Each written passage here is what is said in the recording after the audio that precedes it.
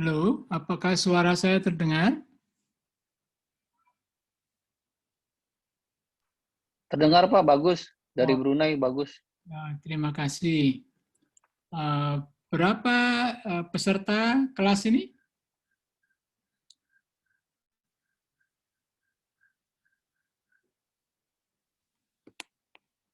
Ini saya baru pertama kali di kelas ini.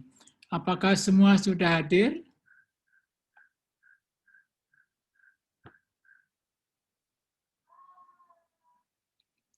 Halo,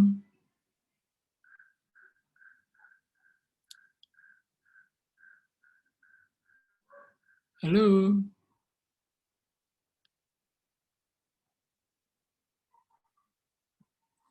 Hmm, Hadir Pak, hadir.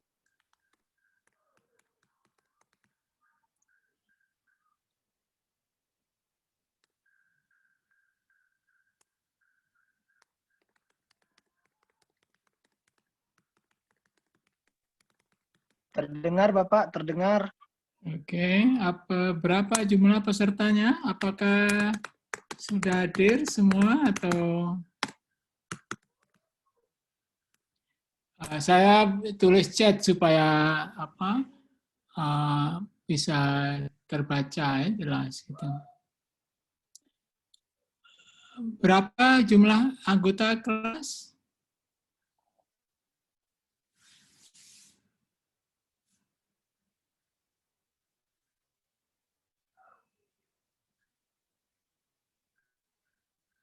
Halo? Apakah ada dosen yang hadir di sini memberi keterangan?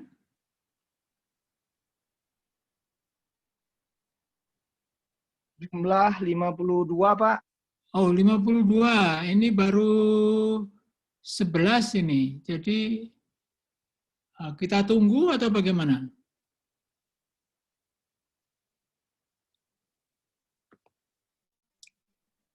Mungkin kita lanjut aja Pak. Itu yang lain masih mencoba untuk masuk ke server Pak. Oke, ya. Ya, jadi waktu kita hanya 60 menit, jadi saya terlambat 2 menit tadi karena mencoba masuk agak sulit ya. Oke, saya Mukhtar Masud, saya dosen di UGM, diminta memberi ceramah untuk Anda di Unyani ini, dan saya diminta membahas topik mengenai rivalitas Amerika dan Cina. Saya supaya lebih mudah, saya akan sampaikan beberapa PowerPoint, ya gitu. Dan ini tidak semuanya hasil studi saya ya. Saya ambil dari berbagai sumber yang saya sebut di dalamnya itu. Oke, saya akan mulai dengan um,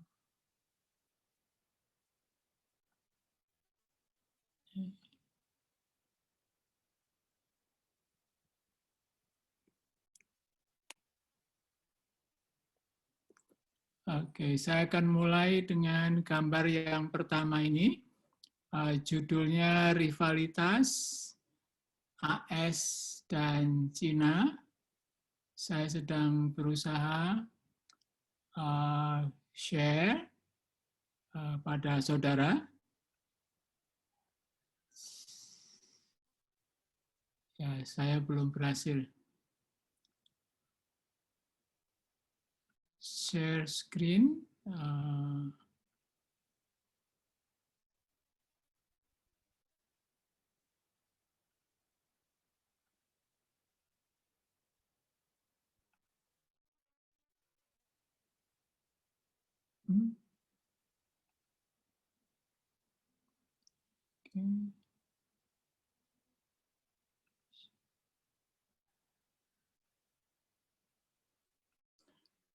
Oke, apakah sudah kelihatan di depan di komputer Anda?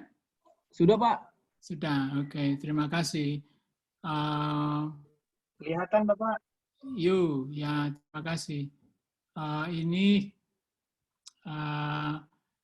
adalah ringkasan dari satu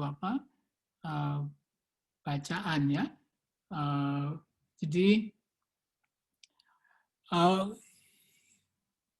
kita bisa mempelajari Amerika Serikat dan Cina sebagai dua model kapitalisme. Cina kapitalis ya, saudara, jangan dikira dia masih komunis-komunis seperti zaman Mao Zedong ya.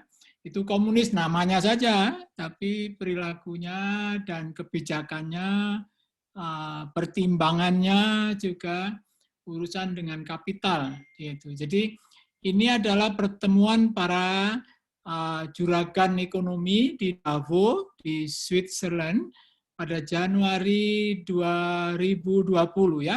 Itu kelihatan sekali ada dua model mengenai bagaimana mengurus ekonomi itu ya. Cina itu di World Economic Forum itu diwakili oleh wakil Perdana Menteri itu. Dia sangat tidak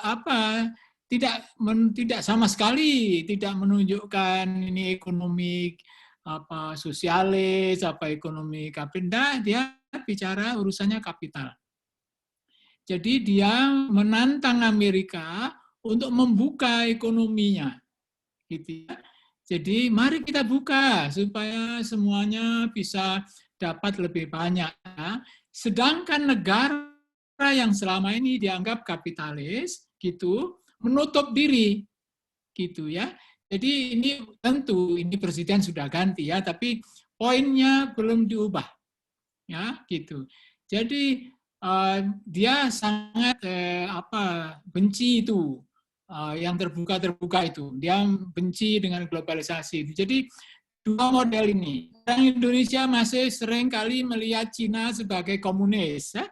Sebagai ekonomi yang diatur oleh kolektivisme ya. Yang nyata adalah ini pertemuan di Davos menunjukkan bahwa Cina itu kapitalis ya. Dan yang kemarin selalu menyebut diri kampion dari ekonomi bebas terbuka itu dia makin picik gitu ya. Jadi dalam pengertian itu saya ingin Anda mulai mengarahkan perhatian pada pembicaraan ini dari sisi itu, dari sisi ekonomi yang mencampur-campurkan dengan politik gitu ya, gitu. Nah, ini juga Cina lebih banyak bicara bagaimana mengatur kembali hubungan internasional di tingkat global ini ya, gitu, global governance gitu. Sementara Amerika di zaman Trump sibuk dengan geopolitik ya, bagaimana memakai ekonomi untuk mengalahkan lawan ya. Jadi itu poin yang ingin saya ceritakan hari ini. Ya tidak terlalu banyak, ada gambar-gambar saja. Ini gambar Presiden Amerika waktu itu ya yang marah-marah di PBB itu. Waktu kita 60 menit ya, jadi tidak banyak. Presiden Trump ini benci globalisme gitu, dia mau semuanya urusan harus memenuhi kepentingan Amerika sendiri. Dan ya dia menyebut itu patriotis ya, terserah saja apa sebutan dia, tapi poinnya adalah dia ingin ekonomi ini tertutup dan menguntungkan Amerika saja. Ya, Cina yang dulu tertutup sekarang minta, karena ini bukan soal urusan baik buruk ya, ini urusan kepentingan gitu. Cina sangat berkepentingan untuk masuk ke dunia global. Amerika sangat berkepentingan untuk membatasi transaksi ekonomi ya gitu. Jadi ini nanti kita di gambaran yang ini ya. Saya ingin, nah ini mungkin membosankan ya, karena kalau saudara bicara mengenai ekonomi, mengenai politik atau ekonomi politik atau apa saja, sebaiknya ada data ya. Walaupun data itu bukan Anda yang menyiapkan, disiapkan oleh orang lain ya gitu. Jadi ini background dari konflik itu. Kalau Anda perhatikan pertumbuhan GDP di Cina, walaupun mulainya dengan persentase yang rendah, tapi tingkat pertumbuhannya tinggi. Amerika mulai dari besar, tapi tingkat pertumbuhannya rendah, sehingga lama-lama ya Amerika tertinggal ya gitu. Sumbangan Cina dibanding sumbangan Amerika terhadap dunia ekonomi juga begitu. Tahun 90-an Amerika menyumbang 29%. Sepertiga ekonomi produktif di dunia dibuat di Amerika. Tahun 90-an ya. Mulai 2008 ke sini itu ya sebagian besar proses produksi dunia ada di Cina. Dan itu poin yang ingin disampaikan. Keterangannya ada di sini. Nanti ini saya kirimkan pada saudara. Saudara bisa pelajari dengan seksama. Sekali lagi ini bukan buatan saya, ini saya ambil dari orang yang tadi saya sebut namanya di depan. Jadi ini yang terjadi ya. Cina semakin terbuka, semakin mengkapitalis, Amerika semakin menutup diri, semakin merkantilis, gitu ya, istilah di dalam literatur. Saudara nanti bisa perhatikan itu. Nah, ketidakseimbangan perdagangan, artinya Amerika banyak impor daripada ekspor. Cina lebih banyak ekspor daripada impor ya. Itu begini apanya datanya ya gitu. Jadi persentase surplus devisa current account ya gitu. Neraca berjalan itu wujudnya kan devisa ya.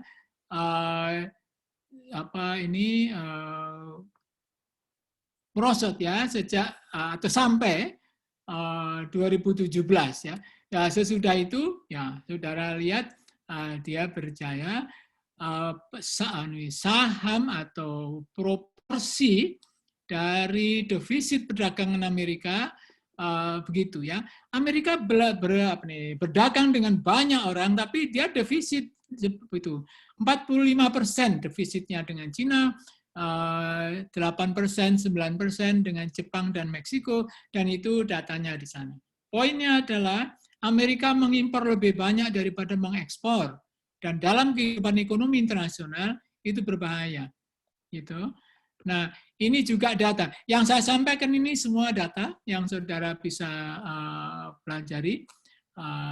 Dan selalu begitu ya, you rely on data ya, tidak bisa ngomong saja tanpa datanya. Jadi ini defisit perdagangan Amerika dalam pengertian produk domestik bruto Amerika ya, dan dibanding dengan harga emas, gitu ya.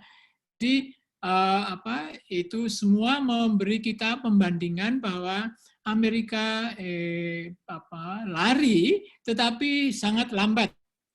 Cina lari tapi sangat kencang. Dan itulah kemudian Cina mendapat julukan pabrik dunia.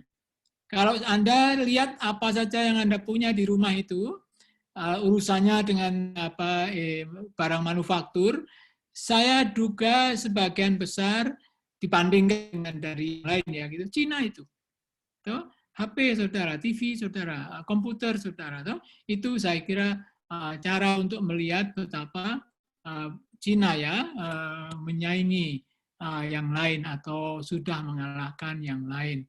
Ini juga orang Cina dipaksa menabung ya tinggi gitu. Jadi tabungan itu penting karena Anda dari mana memperoleh kapital untuk membangun kalau savings rate-nya ya rendah. Savings rate di negara lain ya tidak tinggi ya. Gitu. Jadi savings rate-nya Cina gitu, working population ya, penduduk yang bekerja itu tinggi ya. Gitu. Itu dulu juga cerita mengenai Jepang, cerita mengenai Korea gitu. Nah, ini keadaan ini, kalau tadi kita bicara perang ya, perang ekonomi, perang dagang antara Amerika itu, ini yang akan kelihatan kalau perang itu berlarut-larut ya gitu. Mengapa itu mengkhawatirkan? Bagi ekonomi Cina mengkhawatirkan ya, karena produk Cina itu sebetulnya dibuat di Cina, tetapi ide dan inisiatif dan prototipenya itu dan copyright-nya bukan di Cina. Ya, jadi Cina sebetulnya ketika memproduksi sesuatu untuk ekspor, dia perlu mengimpor, gitu ya. Dan itu angkanya di sini. Ini membacanya gampang sekali ya. Itu untuk cellphone, furniture itu ini bukan persen saya kira nih ya. Yang di kanan itu persen, yang di kiri itu absolut ya. Jadi ekspor Cina dalam wujud cellphone itu share in China total export ya ke Amerika itu 11%. Kalau perang dengan Cina dengan Amerika berlanjut-lanjut, maka dia kehilangan pasar 11% itu ya. Itu cara membacanya. Pangsa pangsa impor Amerika dari Cina itu 59%. Kan? Lalu pangsa proporsi ya, pangsa itu. Pangsa ekspor total Cina itu dalam hal itu cellphone ya 19%. Saya kira itu besar dan itu berlaku untuk furniture, toy product, knitwear, plastic product, automobile dan lain-lain itu. Saya punya beberapa PowerPoint jadi saya ingin cepatnya. Ini dampaknya pada ekonomi Cina dengan begitu bisa dihitung ya. Kalau ini berlanjut, misalnya perubahan 0,1% saja, itu bisa menimbulkan persoalan besar bagi Cina ya, karena tenaga kerjanya sangat tergantung kepada industri ekspor itu. Nah, ini juga begitu. Tadi itu ya yang saya sampaikan itu. Cina itu bisa mengekspor kalau dia mengimpor, kan gitu. Indonesia ini juga bagian dari yang diperlukan oleh Cina. Masih ingat kita ekspor besar-besaran batu bara dari Kalimantan Selatan itu umumnya ke Cina. Sampai sekarang ekspor ini kelapa sawit itu CPM, nah apa namanya itu? Crude Palm Crude Palm Oil, CPO ya itu dua negara yang sasaran paling besar ya, India dan Cina. Jadi sebetulnya Cina bisa memproduksi itu kalau dia dapat kesempatan untuk mengimpor ya. Nah, di sisi lain itu juga ini konflik ini, perang dagang ini merugikan ekonomi Amerika ya gitu. Impor yang impor Cina dari Amerika yang berarti ekspor Amerika ke Cina itu ya. Machinery, automobile, aircraft, soybean ya, bahan untuk buat tempe itu ya.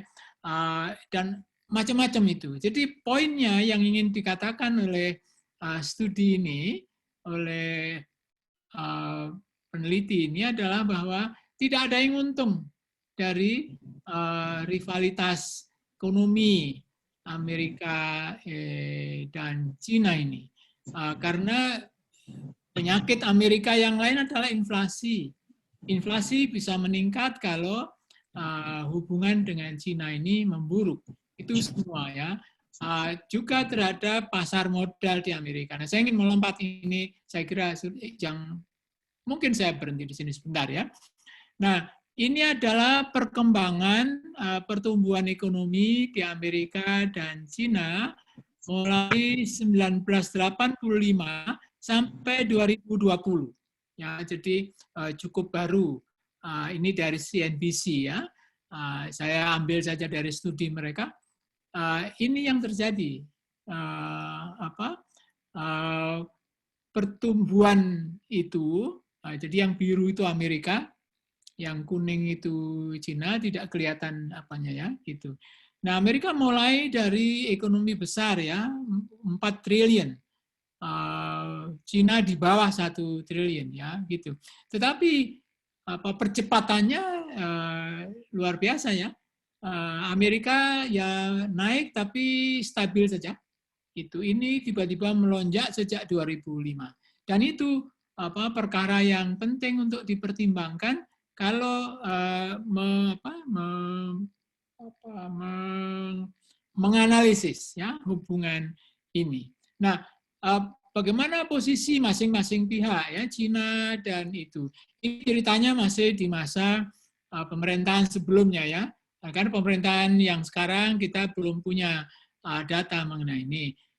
Di sisi Cina, perang dagang ini tidak begitu merepotkan, kata orang ini, Zhu Feng namanya ya, profesor hubungan internasional di Nanjing University. Presiden Trump itu terburu-buru, ya ingin supaya segera dibuat deal. Cina tidak mau, Cina ya pelan-pelan lah kan, karena Cina sangat tahu posisinya ya, posisinya sangat kuat dalam ekspor impor dia menang, ya dan pendukung di dalam negeri, terutama partai yang namanya Partai Komunis itu ingin membalas dendam ke Amerika yang selama ini sombong dia kan. Jadi itu Beijing rakyatnya ingin supaya pemerintahnya itu keras ya, jangan mengalah-mengalah pada Cina itu. Jadi itu komentar si orang ini. Dan kata orang lain-lain lagi, strategi Cina dalam perang dagang ini adalah melambatkan proses perundingan, diundur-undur ya gitu. Kadang diajak ketemu sekarang, ya nantilah begitu ya. Itu posisi diplomatik Cina mengenai ini, dan itu membuat Presiden Trump marah-marah. Ya. Lalu ada orang yang lain, dan ini orang Amerika yang menjadi pejabat pernah menjadi pejabat di urusan perdagangan itu. Cina menjadi semakin hardline, semakin keras kepala. Tuh. Jadi kata dia makin sulit loh Amerika ini berunding dengan Cina. Gitu. Jadi poin saya adalah bahwa ada dua posisi di sini, dan Cina dalam posisi yang bisa mengulur-ulur persoalannya gitu. Dan Cina itu katanya ya begini ya, Presiden Trump ini ya biasanya itu Presiden Trump yang baru saja selesai jadi presiden itu sebelumnya adalah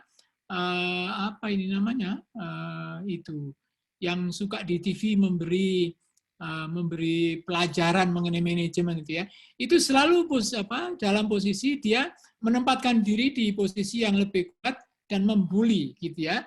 Nah itu tidak bisa dilakukan pada Cina itu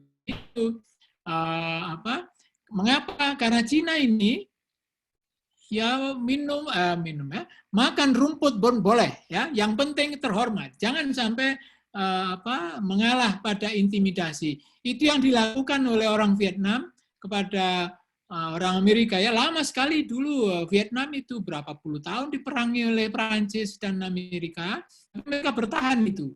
Tuh, kalau bahasa Bung Karno dulu makan batu pun boleh ya, ini kata orang Cina makan rumput pun boleh.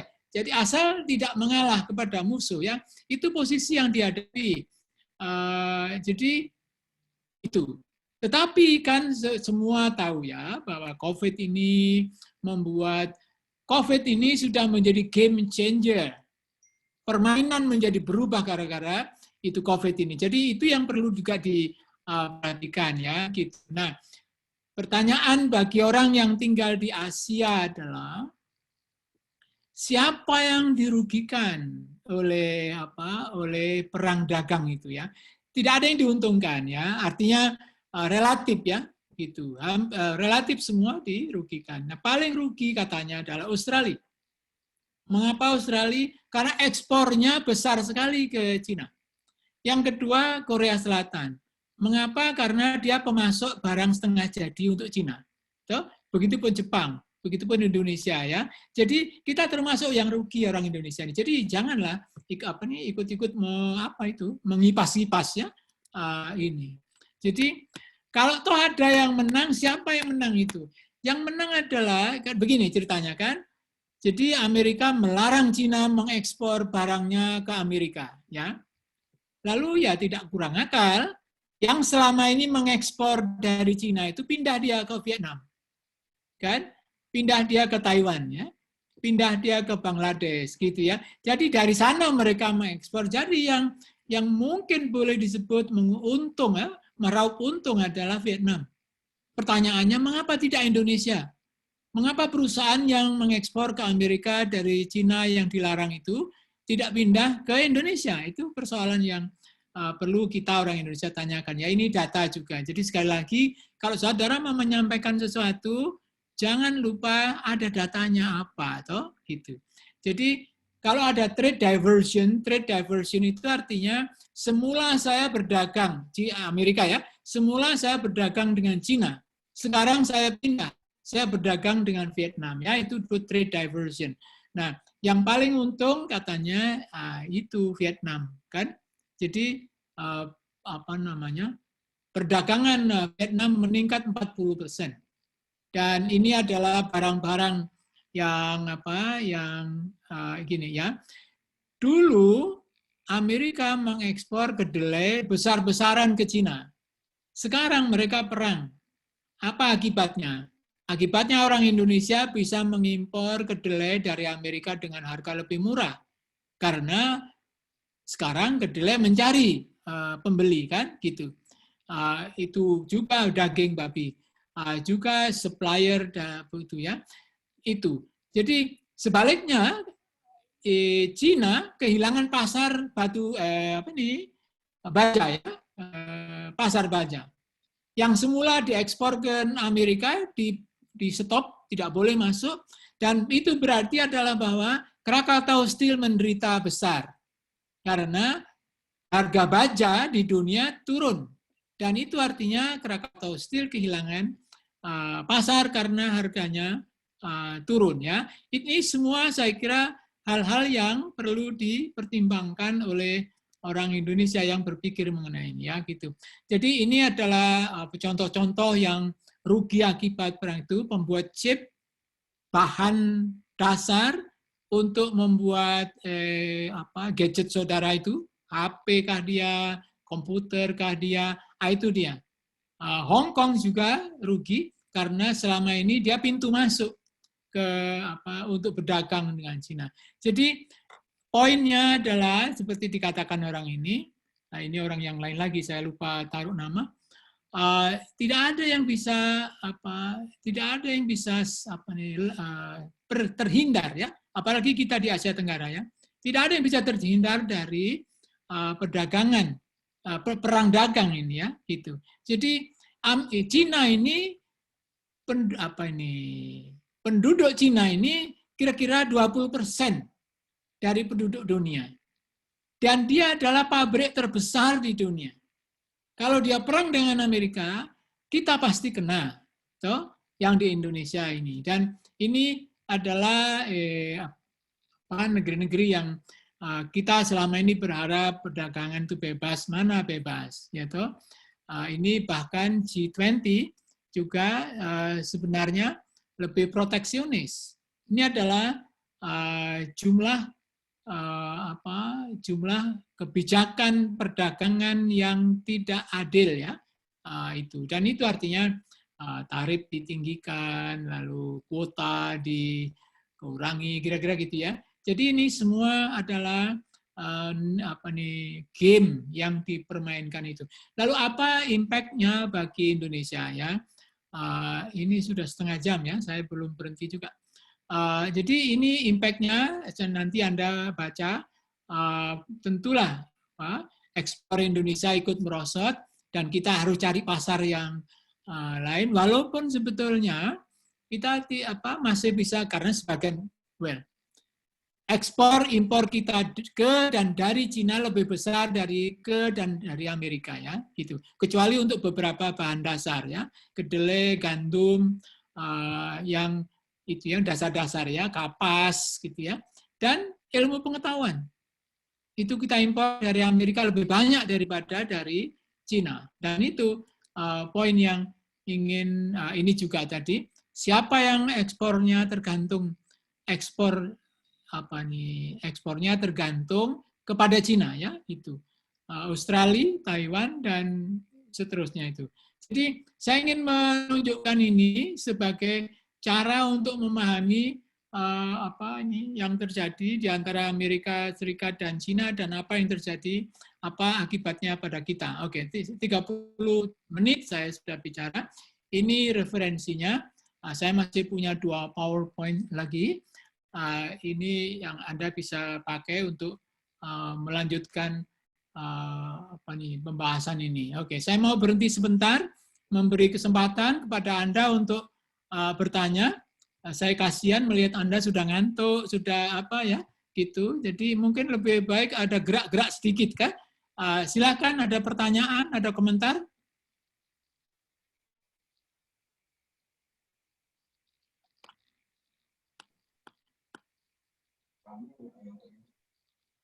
Selamat sore, Pak. Yuk, silakan. Pak, izin dari tugas di Serang, Pak. Yuk, silakan ya. Dari beberapa hal ataupun referensi yang tadi Bapak sampaikan, kami belum melihat perspektif tentang ancaman di kawasan, yaitu kawasan Indo-Pasifik, di mana kan pada tahun 2019-2020 Amerika sudah membentuk yaitu Indo-PACOM untuk keamanan Pasifik, yaitu di wilayah Pasifik dan Australia. Apakah ada kaitan dengan keamanan internasional, terutama yang mencakup keamanan kawasan Asia Pasifik maupun khususnya ASEAN, Bapak? Demikian yang kami tanyakan ke Bapak. Oke, terima kasih. Tetapi topik hari ini adalah ekonomi politik ya. Kalau Anda lihat jadwalnya, nanti saya ganti berubah kuliah. Ya boleh-boleh saja bertanya itu, tapi lebih baik yang ini dulu ya, karena perintahnya saudara dekan kepada saya adalah ceritakan ekonomi politik, kan begitu. Jadi saya mohon maaf, saya tidak bisa menjawab itu karena itu topik yang lain. Silakan siapa yang mau menyampaikan. Terima kasih, Pak. Yuk, silakan.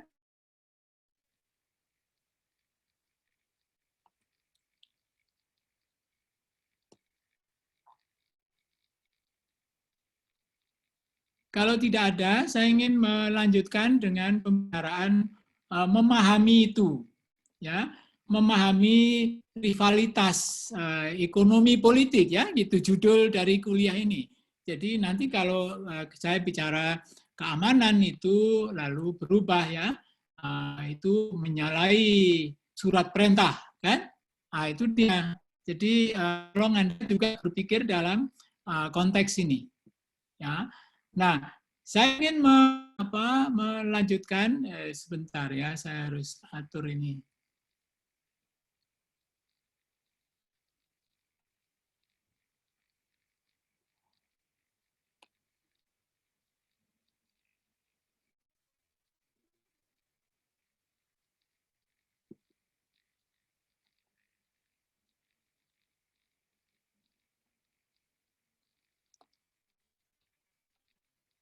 Sambil saya mencari, kalau ada yang mau menyampaikan sesuatu, saya persilahkan.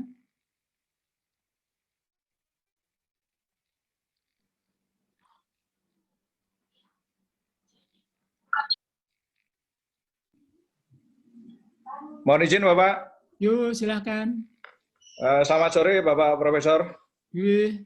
Izin bertanya, keterkaitan dengan materi yang Bapak sampaikan, terkait yang sudah menjurus perang dagang antara Amerika dan China ini.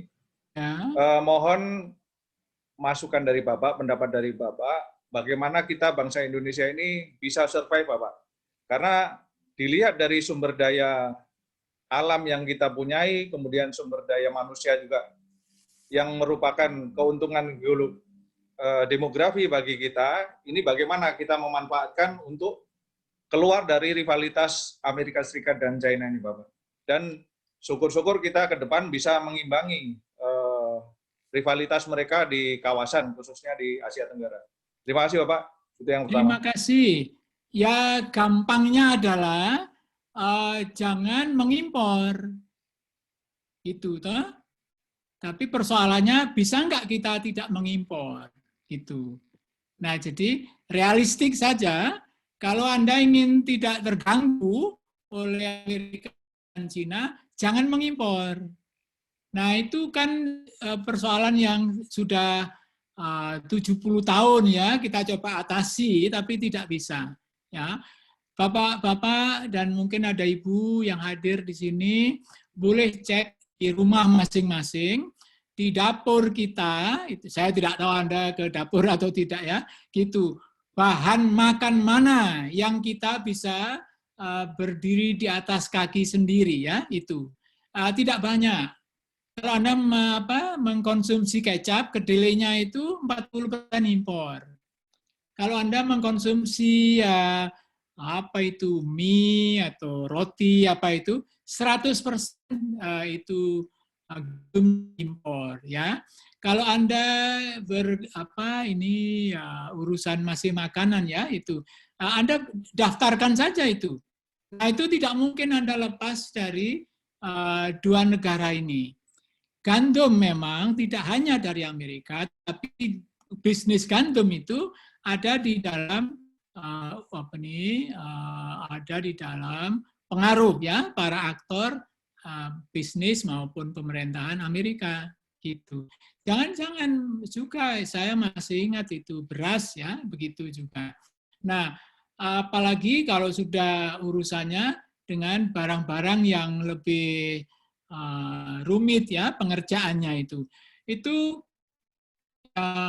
ya itu apa ya bahan-bahan yang untuk kehidupan modern itu HP saudara itu microchipnya itu sudah dibuat di Korea memang ya di Cina tapi masih dengan lisensi Amerika ya gitu dan lihatlah betapa barang Cina masuk ke rumah kita berbondong-bondong di banyak saluran ya Anda pakai saya tidak boleh menyebut nama ya Anda pakai itu perdagangan online ya, daring ya itu kalau Anda lihat daftarnya lalu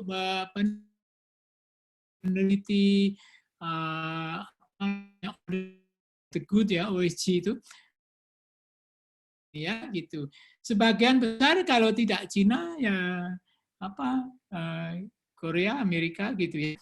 Dalam pengertian Pak, kalau ingin kita bisa mandiri, maka jangan menjual biji besi. Buat biji besi menjadi apa?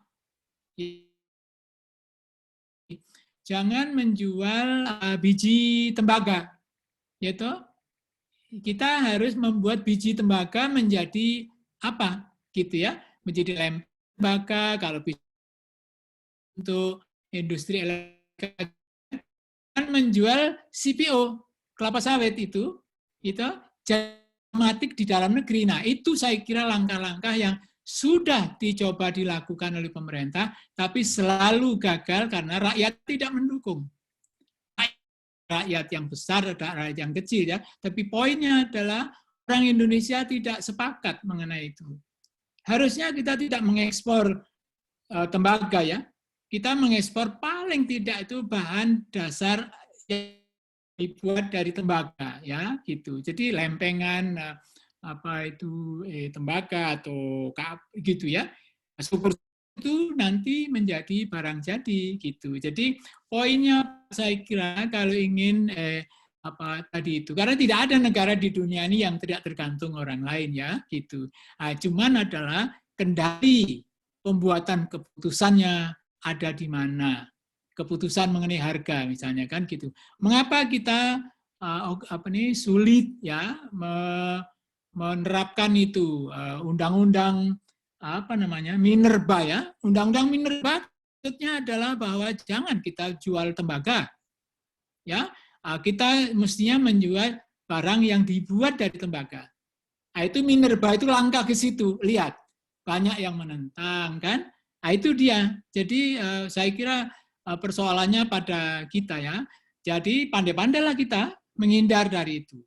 Kalau ada dua gajah yang berkelahi, yang korban pertama adalah rumput yang diinjak-injaknya kan. Nah, jangan jadi rumput kan. Nah, itu yang jawaban yang tidak begitu jelas ya.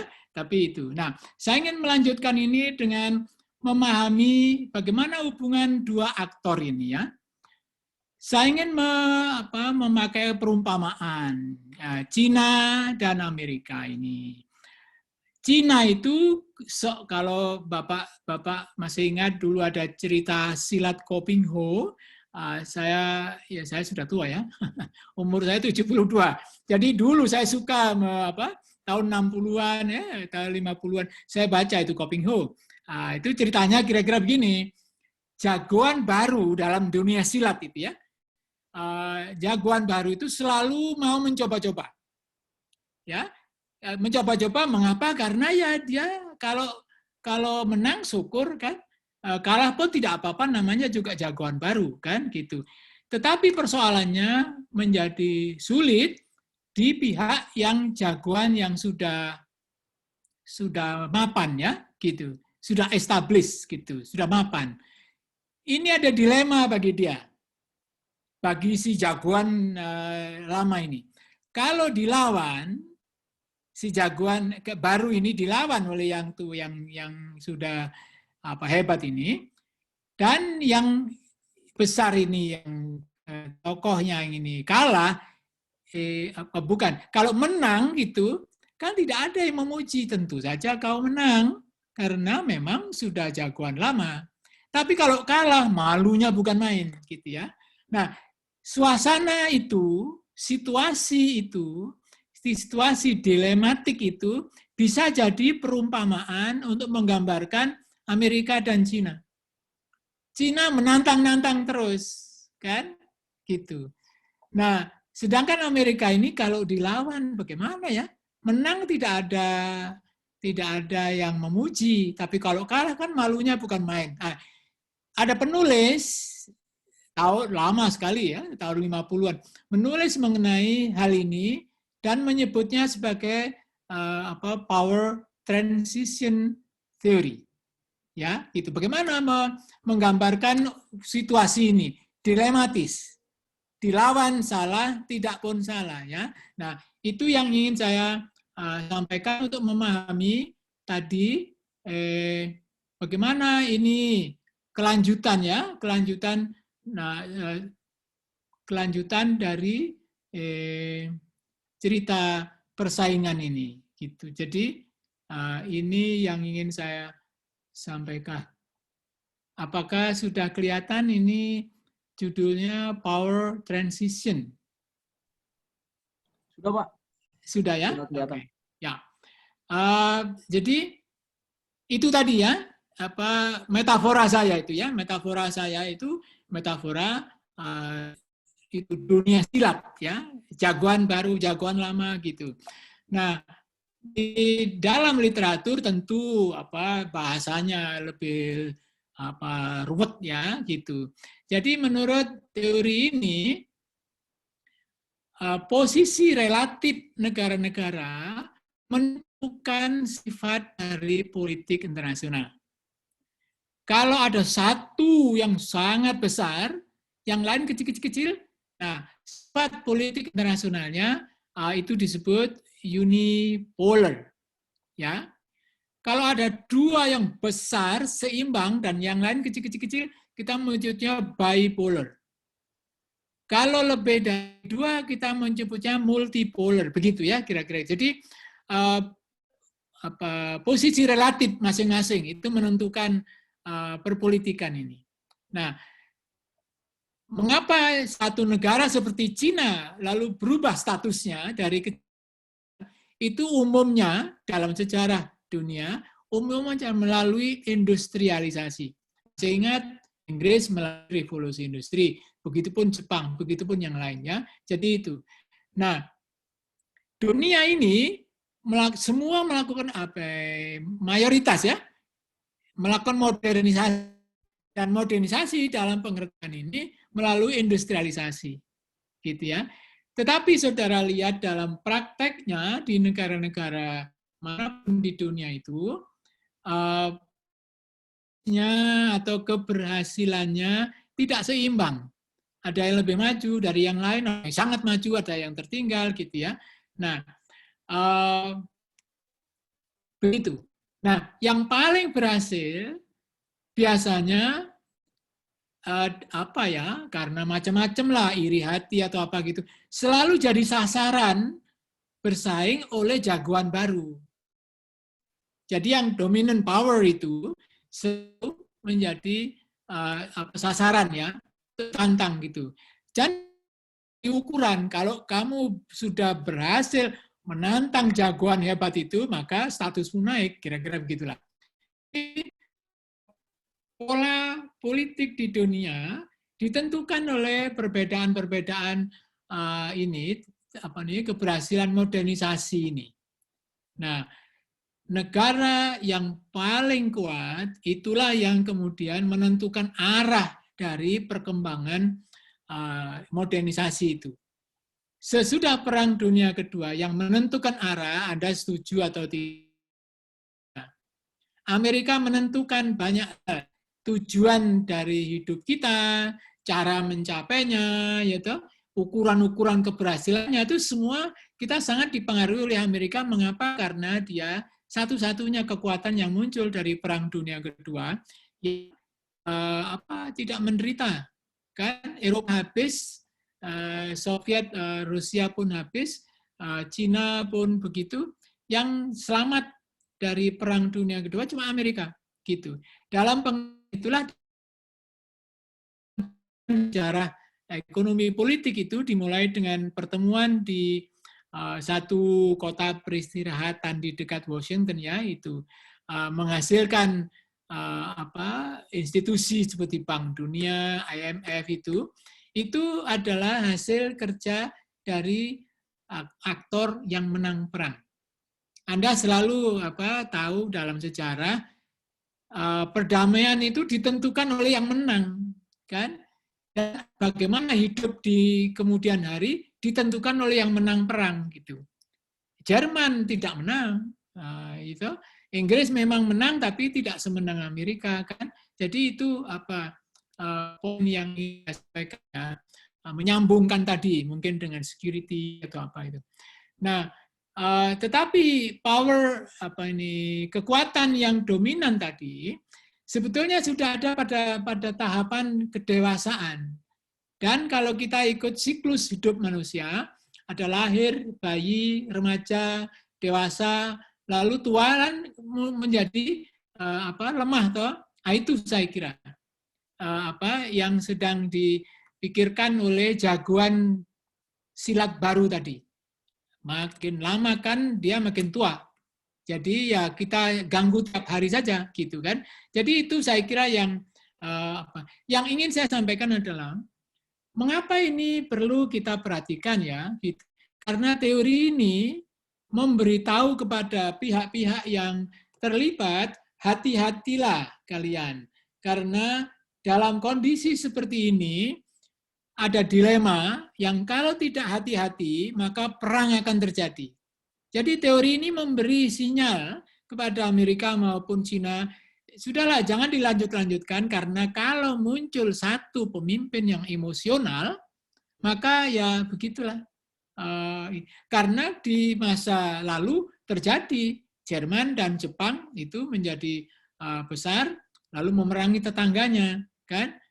Jepang dan Jerman begitu. Jadi perang sangat mudah terjadi kalau pihak yang tadi itu jagoan baru tadi itu tidak puas dengan posisinya, gitu. Dan kekuatannya membesar. Jadi dua hal, kekuatannya membesar dan dia tidak puas, maka dia akan merevisi. Karena itu disebut kekuatan revisionis, gitu ya. Nah, kita melihat Cina mendekati itu, mendekati posisi dia sebagai revisionis. Dia ingin mengubah semua ini, kan gitu. Jadi itu teori ini berfungsi untuk mengingatkan, termasuk orang yang di luar Amerika dan Cina, termasuk orang di Indonesia. Hati-hati, kalian jangan ikut-ikut ngipas-ngipas ya, gitu. Ini bisa kita semua cilaka. Jadi kemungkinan terjadinya perang tergantung pada sifat dan maksud dari si jagoan baru itu. Gitu. Kalau jagoan baru itu tidak puas dan dia bisa mengatasi kekuatan jagoan yang lama itu, maka dia akan lebih agresif. Sebaliknya, kalau jagoan baru ini ternyata puas dengan kondisi yang ada, maka transisi dari yang jagoan lama ke jagoan baru itu bisa berlangsung dengan lebih aman. Itu seperti yang terjadi pada Inggris dan Amerika ya, gitu. Jadi Inggris ya menerima saja, digantikan oleh Amerika. Ya. Ini teori-teori yang kira-kira kalau dimodelkan seperti ini. Ya. Jadi merah itu adalah penantang, itu jagoan baru. Biru itu adalah jagoan yang sudah lama. Diukur dari pertumbuhan produk nasional brutonya sebagai indikator dari kemajuan ekonomi, maka pertumbuhan Amerika itu lambat, ya, rendah. Cina itu melesat tinggi, minimum 7%, ya, pernah 12% per tahun, ya, gitu. Nah, dibayangkan oleh teori itu, ada masa di mana yang merah itu bertemu dengan biru dan meninggalkan jauh, melesat, ya, gitu. Itu disebut crossover point. Nah, ini bisa kita pakai untuk menggambarkan apakah Cina dan Amerika akan melanjutkan ini, ya, percekcokan ini. Nah, kita ingin mengingatkan pada semua bahwa itu berbahaya, gitu ya. Ini sesuatu yang mengubah semuanya dan membuat negara-negara yang baru saja menikmati kemajuan seperti Indonesia itu akan kesulitan besar, ya. Jadi itu, bagaimana menguji teori itu? Ya, tadi itu sudah, ya. Ujiannya dua. Apakah Cina akan bisa melampaui Amerika? Dan apakah Cina tidak puas? Kalau Cina bisa melampaui Amerika, gitu, tapi Cina ya mau saja diberi posisi ini, gitu ya, maka kita akan aman-aman saja. Dan yang berikut ini adalah logikanya, ya, gitu.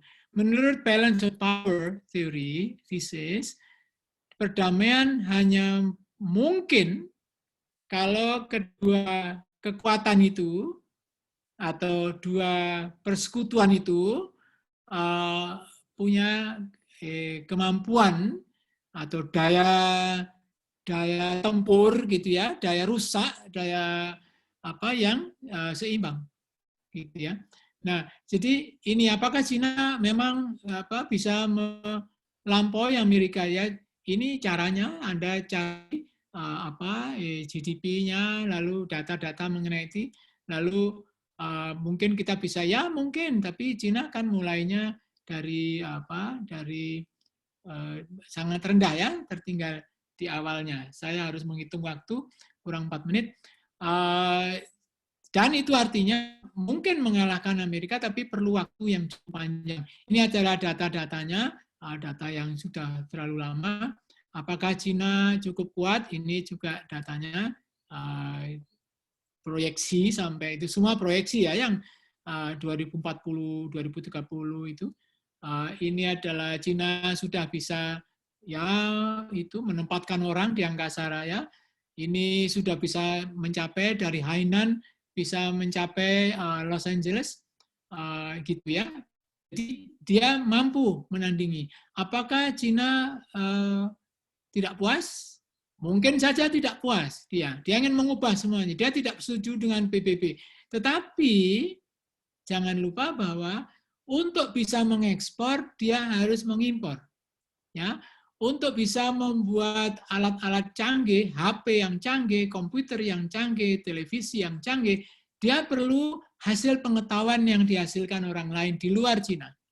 Dan itu artinya dia perlu investasi, dia perlu perdagangan, dia perlu teknologi. Nah, dengan itu saya ingin mengatakan bahwa kita mungkin masih boleh berharap bahwa rivalitas ini mungkin tidak akan memburuk kalau asumsi kita orang dalam politik internasional itu rasional. Oke. Kecuali ada orang yang tidak rasional memerintah seperti yang kemarin memerintah Amerika itu bisa berbahaya, ya toh. Nah, itu saya kira yang ingin saya sampaikan. Saya ingin berhenti, masih ada waktu 3 menit untuk Anda untuk berkomentar atau bertanya. Saya persilahkan. Ini nanti saya kirim kepada Pak Dekan supaya bisa dibagikan untuk Anda. Ya. Ada pertanyaan? Waktunya sampai hanya 60 menit ya, sampai jam 5. Mohon izin, Prof. Yuk, silakan. Kami dari Dodi, dari Kemen, Prof. Izin bertanya tentang materi dan apa yang Profesor sampaikan. Terkait dengan diplomasi ekonomi ataupun persaingan ekonomi antara dua rival ini tentunya mereka juga membutuhkan diplomasi militer, Prof. Nah, terkait dengan itu juga, ya, bagaimana bargaining position kita sebagai, ya boleh dikatakan bangsa yang besar, untuk melaksanakan juga diplomasi militer. Karena diplomasi ekonomi ini, kalau tidak dibarengi dengan diplomasi militer, tentu akan sangat berat dilaksanakan seperti apa yang dicontohkan oleh dua rival ini. Mereka mengembangkan kekuatan militer untuk mendukung kekuatan ekonominya. Ya. Mohon pandangan dari Profesor. Ya. Apalagi kami dengar Profesor juga teman baik dari Dr. Salim Said, yang sebagai pengamat militer. Beliau tentunya sering berdiskusi dengan Profesor untuk membahas tentang bagaimana diplomasi militer Indonesia. Ya. Begitu, Pak. Terima kasih. Bapak Salim Said itu ahli kemiliteran di dalam negeri. Tapi ahli strategi itu ada yang lain lagi, ya. Nah, yang kita bicarakan dalam pertanyaan Bapak tadi itu lebih ke arah strategi, ya, bukan kehidupan militer di dalam negeri. Jadi begini, Pak, diplomasi itu artinya tidak memakai senjata. Diplomasi itu memakai wacana, kemampuan untuk mengajukan argumen selogis mungkin sehingga meyakinkan pihak dan membuat pihak lain berpikir-pikir untung ruginya menghadapi kita, ya gitu. Jadi diplomasi kita misalnya dengan Cina, mungkin lain kali kalau saya diundang lagi, saya akan bercerita mengenai pilihan-pilihan strategi, ya. Tapi tidak hari ini karena perintahnya mengenai ekonomi. Nah, yang ingin saya katakan adalah kepiawaian memakai argumen itu adalah modal dalam diplomasi militer. Itu. Jadi diplomasi militer bukan pertandingan pertandingan kekuatan, itu bukan, walaupun di dalam sejarah kita sendiri dulu menghadapi Belanda kan begitu, kita berunding, tapi kalau macet ya kita keluar dari perundingan lalu perang gitu. Kalau perang macet ya kita ketemu lagi di meja perundingan ngomong kan gitu. Itu di dalam tradisi kehidupan kita sudah kita lakukan itu. Sebab kalau Pak Dirman tidak mau nakut-nakuti Belanda dari desa-desa itu, maka mungkin perundingan tidak jalan yang terakhir itu, ya, gitu. Jadi saya kira ya betul seperti Bapak bilang, mesti diikuti dengan diplomasi, ya, diplomasi yang menegaskan kekuatan itu tadi. Yang disebut kekuatan kan bukan hanya senjata. Jangan lupa orang Vietnam menang atas Amerika bukan karena senjata, tapi kekuatan bertahan itu sudah jadi cerita umum ya gitu. Orang yang dan tegak kembali ditempeleng 100 kali dan tegak 100 kali itu kan membingungkan toh? Nah, itu yang terjadi saya kira. Orang Amerika tidak bisa menghadapi orang seperti ini rupanya kan. Jadi sudah dibom, sudah segala macam bom yang baru dibuat oleh pabrik-pabrik orang Amerika itu dimuntahkan ke situ semua ya. Dan negeri yang seperti itu sekarang ini ekspor macam-macam. Gitu. Sudah 10 tahun lebih itu ekspor padi beras ya, ekspor kopi gitu. Padahal kita sudah lama gitu kalah dari dia. Nah, sekarang dia ekspor Sony ya, elektronik ada di sana. Sedangkan kita ya begitulah ya. Tapi poin saya Pak, diplomasi tadi itu adalah kemampuan meyakinkan pihak lain secara logika ya.